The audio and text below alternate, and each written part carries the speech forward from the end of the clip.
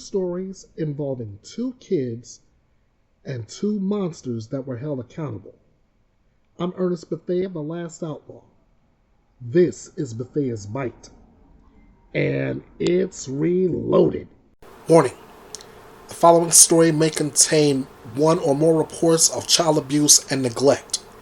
Viewer discretion is strongly advised. A Houston mother whose 3 children were found abandoned and living with their 8-year-old brother's decomposing body in 2021 has pleaded guilty to charges related to her son's death. Gloria Williams pleaded guilty to 2 charges of injury to a child last week, according to Harris County court records reviewed by People magazine. The charges stem from her 8-year-old son Kendrick Lee's murder in March of 2021. In April of 2024, Williams' boyfriend, Brian Coulter, was sentenced to life in prison for beating the 8-year-old boy to death, according to the Harris County District Attorney's Office. A Houston judge told Coulter, who was age 34 at the time, that the case was one of the most horrific set of facts that I've ever had to witness, to listen to, and to image in her career, according to local outlet KPRC. Williams' 3 children, ages 7, 9, and 15, had been abandoned in the family's apartment for several months, with skeletal remains also found inside the unit, Harris County Sheriff Ed Gonzalez had told reporters in 2021. The apartment was in a horrible condition. We saw soiled carpet, no furniture at all, no bedding, no blankets that we could see. We saw roaches and flies and a very bad condition for anyone to live in, Gonzalez said. People had previously reported this. Williams' oldest son had called police to report that his sibling had been dead for a year and his body was in the room next to his, the sheriff had told reporters. Williams and Coulter had moved out of the apartment in March of 2021, 7 months before her 15-year-old son had contacted police. Prosecutors said Williams attempted to conceal her son's death and had sent groceries to the apartment once a month and continued to pay rent, KPRC reported at that time. The 3 remaining children were taken to the hospital after authorities found them in the apartment, and the kids were malnourished and showed signs of physical injury, Sheriff Gonzalez previously said.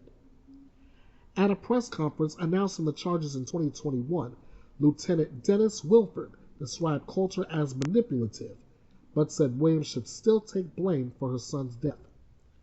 I would say they are both an abuser, the lieutenant told reporters. He's an abuser physically, and she's an abuser by omission. According to Harris County court records reviewed by People magazine, Williams is scheduled to be sentenced in court on November 11th. Every child deserves a safe and nurturing environment, free from abuse. Did you know that in 2020, about 1,750 children died from abuse or neglect? That is a rate of about 2 per 100,000 children. It is a stark reality, but there is hope. You can make a difference. If you suspect child abuse or neglect, do not hesitate.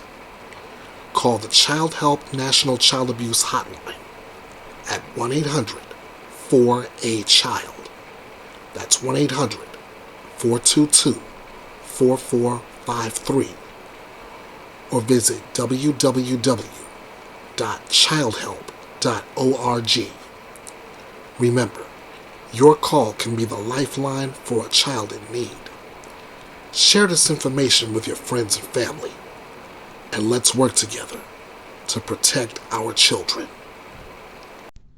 A Tennessee grandmother was arrested after authorities allege her 8-year-old grandson accidentally fatally shot himself with a loaded gun she knew was easily accessible.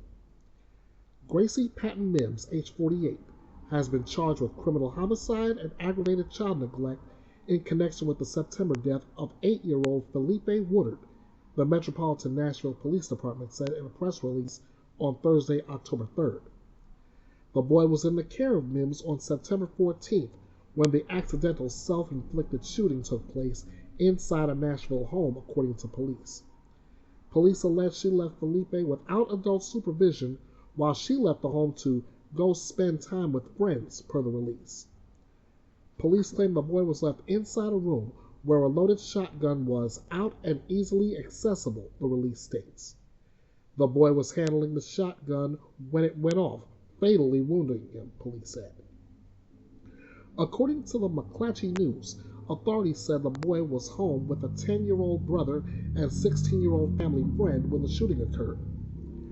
Prior to her October 2nd arrest, Mimms allegedly admitted to investigators that she knew the gun was in the bedroom where the children were staying, but believed it was unloaded, local news outlets WSMV and WKRN report citing an affidavit.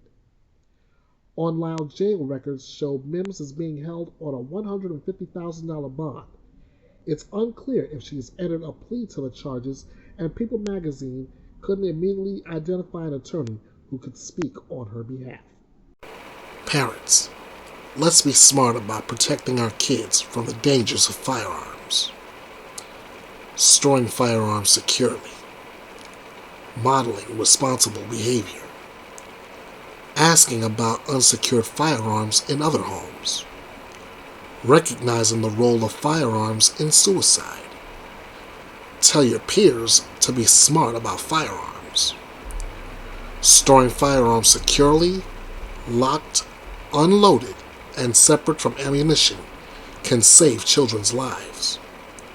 For more information on safe firearm storage and effective ways to protect children from unsecured firearms, visit www.besmartforkids.org. Join us in spreading the message. Be smart for kids. Visit besmartforkids.org today. Thanks for watching and joining me here at the drama-free true crime destination. Be sure to like, share, subscribe to the channel, and drop me a comment on this video. Also, be sure to follow BETHEA'S BYTE Reloaded all over social media. This is BETHEA'S BYTE, and it's reloaded.